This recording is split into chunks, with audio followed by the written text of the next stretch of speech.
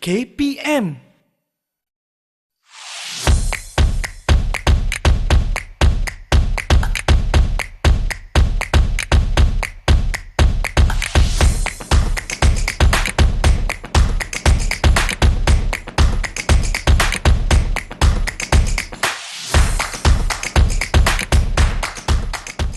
Assalamualaikum, salam sejahtera. Anda sedang menonton Bina Upaya Guru di saluran Didik TV KPM bersama saya Nisa K. Satu lagi tajuk yang akan kita sama-sama bincangkan pada hari ini, dan tetamu kita ini adalah tetamu yang saya kira bukan calang-calang insan untuk kita jemput ke sini. Bersama-sama dengan kita ada Puan Kasmiati binti Katiman yang merupakan Pegawai Pendidikan Daerah Bagan Datuk. Selamat datang, Puan. Selamat datang, Nisha. Terima kasih kerana bersama-sama dengan saya pada hari ini, di mana pada program Bina Upaya Guru ini kita nak melihat kemenjadian guru, kita nak melihat hala tuju mereka, sama ada mereka ingin menjadi guru biasa, ingin menjadi pensyarah, maupun sekiranya mereka ingin berkhidmat di bahagian pentadbiran. Baiklah, berbalik kepada yang saya sebutkan tadi, tajuk yang kita nak bincangkan hari ini, ya Puan.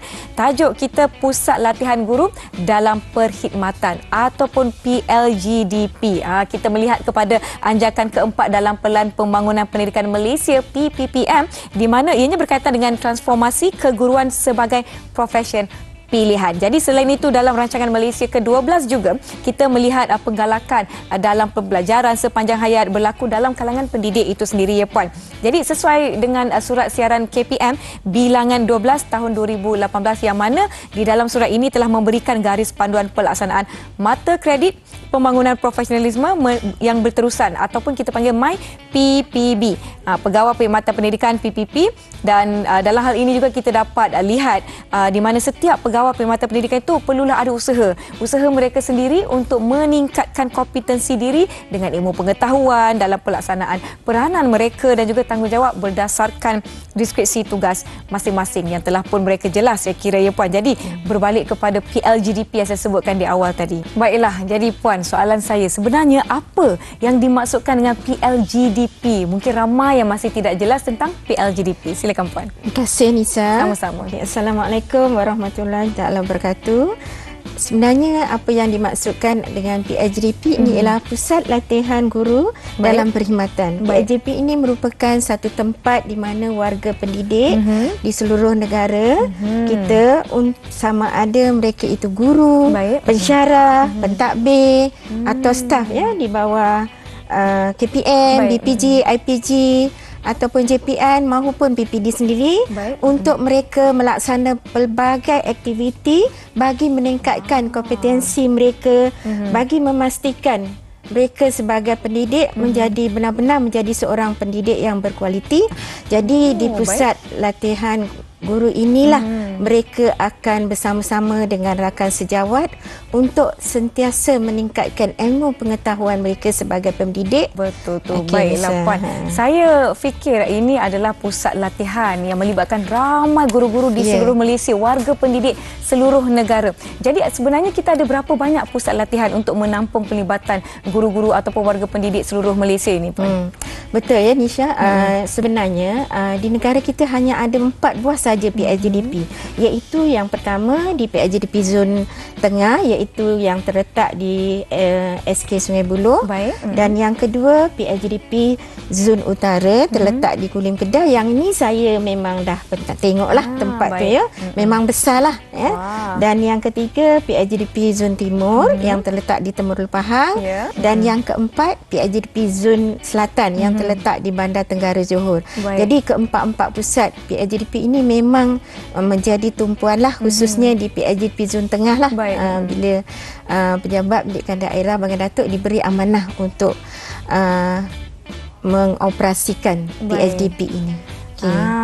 Jadi ini adalah 4 PLGDP, Pusat Latihan Guru dalam Perkhidmatan, yang merangkumi seluruh zon, ya, 4 zon utama di Malaysia, zon Tengah, Utara, Timur dan juga Selatan, untuk menampung penglibatan guru-guru ataupun warga pendidik seluruh negara. Baiklah Puan, kita akan berhenti rehat seketika sebelum kita menyambung perbualan kita berkaitan dengan PLGDP ini. Yang di rumah jangan ke mana-mana, kembali selepas ini ke Bina Upaya Guru di Didik TV KPM.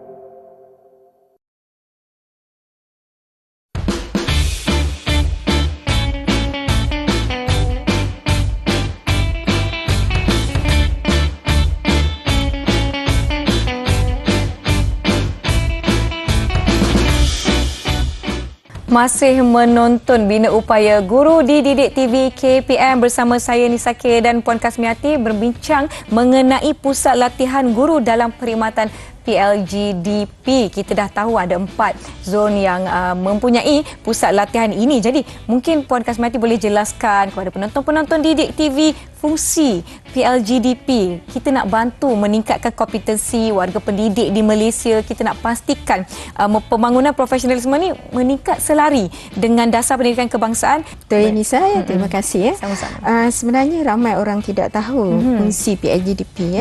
Jadi di antara fungsi PLGDP yang terdapat di negara kita, khususnya yang di zon tengah lah, PLGDP Sungai Buloh. Yang pertama, PLGDP ini menjadi satu tempat untuk mengadakan guru-guru mengadakan kursus, sama ada guru itu sendiri, mungkin bersyarat IPG, IAB, pentadbir atau kaki tangan yang masih berkhidmat di sekolah ataupun di PPD, JPN maupun di KPM, IPG ataupun BPG. Yang kedua, PLGDP juga menyediakan tempat-tempat atau bilik-bilik yang selesa untuk pelaksanaan kursus-kursus, dan juga yang ketiga menyediakan kemudahan penginapan untuk peserta kursus bagi kursus-kursus yang diadakan lebih daripada 1 hari. Malah ada yang sampai sebulan pun ada. Sebulan. Dan yang keempat menjadi tempat bermesyuarat, berbengkel atau berseminar. Yang kelima menjadikan tempat PLGDP itu sebagai PLC ataupun komuniti pembelajaran profesional. Yang keenam menjadi pusat rakaman aktiviti ko-kurikulum atas talian, khususnya semasa pandemik COVID-19. Dan tempat itu memang sangat sesuai lah untuk buat rakaman. Dan ada juga pelaksanaan guru baharu dilaksanakan di PLGDP. Dan selain itu, PLGDP juga dijadikan tempat untuk pelancaran program-program yang berkaitan dengan dasar pendidikan kebangsaan. Ini saya. Banyak fungsinya sebenarnya. Banyak sangat fungsinya, dan saya kira ini adalah platform yang sangat sesuai. Tadi pun ada sebutkan di waktu pandemik yang menjadi pusat ataupun lokasi yang sesuai untuk rakaman dan sebagainya. Saya kira itu adalah satu yang sangat-sangat penting untuk kita ada, kerana apabila tibanya waktu pandemik dan kita seakan terpaksa mendigitalkan segala-galanya, tapi kita mungkin tak nampak bahawa ini adalah sebenarnya sesuatu yang mungkin kita perlukan. Kita perlukan untuk mendigitalkan segala bentuk pembelajaran, dan ini menyediakan orang kata lokasi yang sesuai. Tadi pun ada sebutkan tentang fungsi PLGDP ni antaranya mengadakan PLC. PLC. Mungkin Puan boleh jelaskan apa itu PLC. PLC ni Nisa merupakan singkatan kepada Professional Learning Community atau dalam bahasa Melayunya Komuniti Pembelajaran Profesional. Jadi melalui program PLC ini merupakan satu tempat untuk guru-guru dan para pemimpin barisan SLT atau MLT.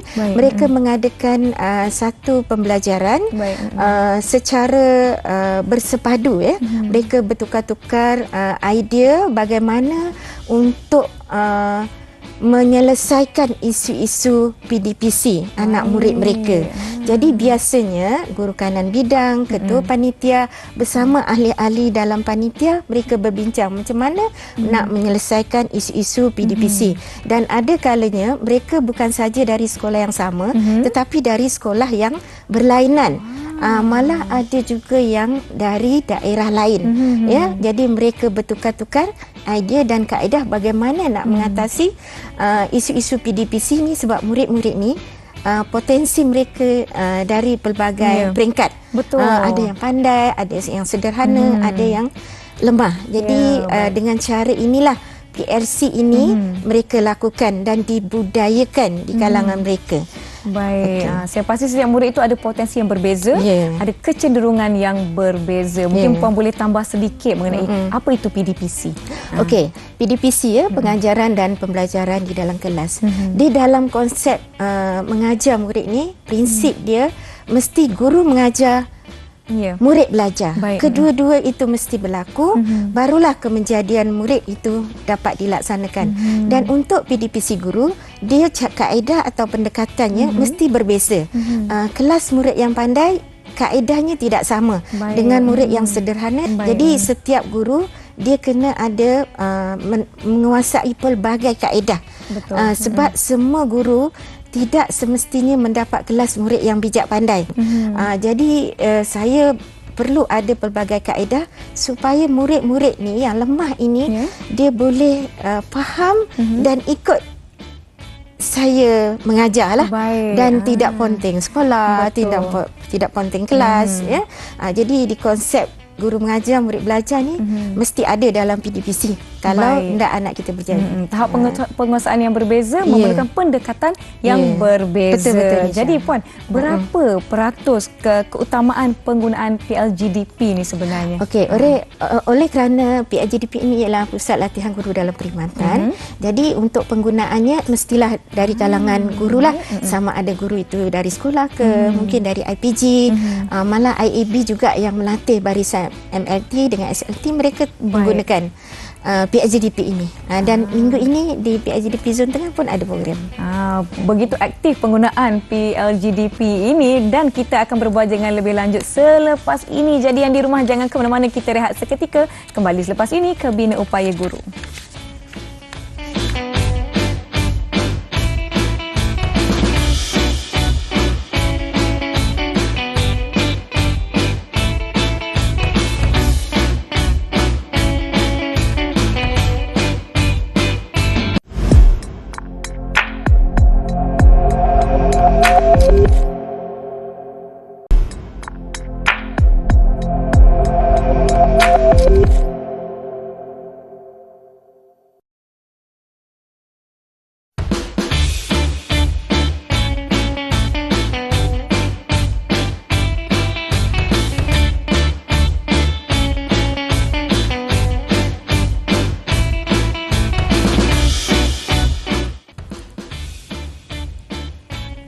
Masih membicarakan tajuk kita hari ini, Pusat Latihan Guru dalam Perkhidmatan PLGDP di Bina Upaya Guru Didik TV KPM. Kita dah berbicara tentang apa itu PLGDP, apa fungsi-fungsinya, dan saya tidak terlepas pandang daripada saya perasan yang pun ada sebutkan beberapa kali keutamaan PLGDP di Sungai Buloh.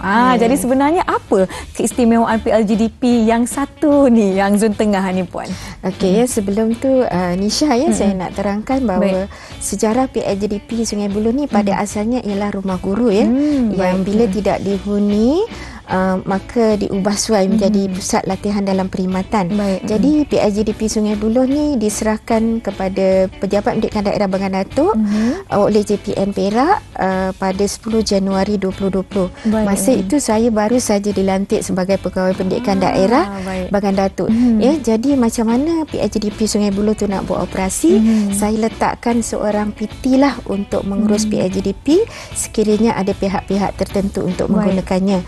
Dan kita create satu inovasi untuk sistem booking lah PLGDP supaya tidak berlaku pertindihan dan perebutan penggunaan. Lebih sistematik. Dan keistimewaan PLGDP Sungai Buloh ni, yang pertama ialah di PLGDP Sungai Buloh tu ada pengawal 24 jam, ada pekerja pembersihan seramai 8 orang, rumah VIP yang boleh memuatkan 15 orang, kemudian rumah peserta sendiri ada boleh memuatkan seramai 140 orang, dan ada pejabat, ada bilik mesyuarat, selain itu ada bilik seminar, dewan kuliah, dewan makan pun ada, Nisha, dan gelanggang permainan bagi yang suka bersukan, dan tak lupa juga ada surau yang telah di-upgrade lah, dan tempat parking kereta yang luas, dan ada tempat parking bas PPD Bagan Datuk ada bas dan yang paling penting ada kemudahan internet di situ, Nisha.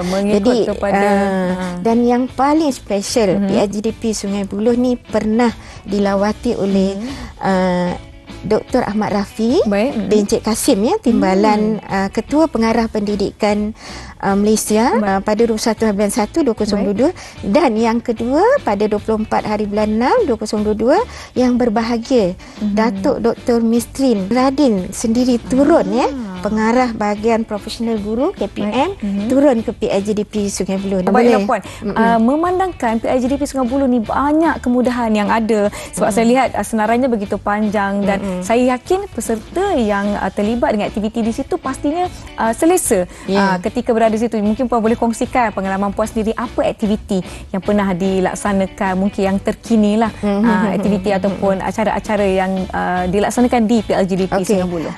PIGDP ni memang sangat cantik, bersih ya. Dan aktiviti di PIGDP ni sangat banyak ya.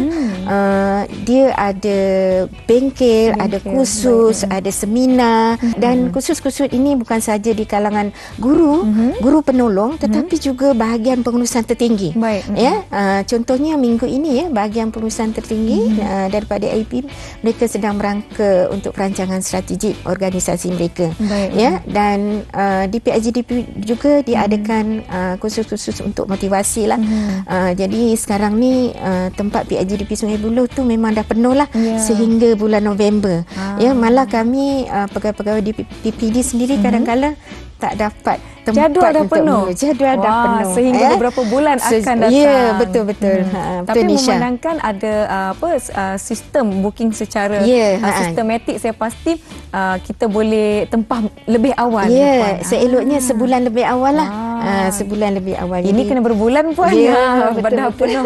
Baiklah Puan, memandangkan kita lihat PIGDP ini memberikan banyak fungsi-fungsi yang sangat-sangat berguna buat para pendidik di luar sana. Apa harapan Puan sendiri yang Puan letakkan kepada PIGDP ini untuk memastikan penggunaannya dimanfaatkan, digunakan sebaik mungkin oleh warga pendidik, bukan saja yang di dalam daerah berdekatan dengan PIGDP yang ada di Malaysia, tetapi dari negeri-negeri seluruh negara. Ya, betul Nisha ya.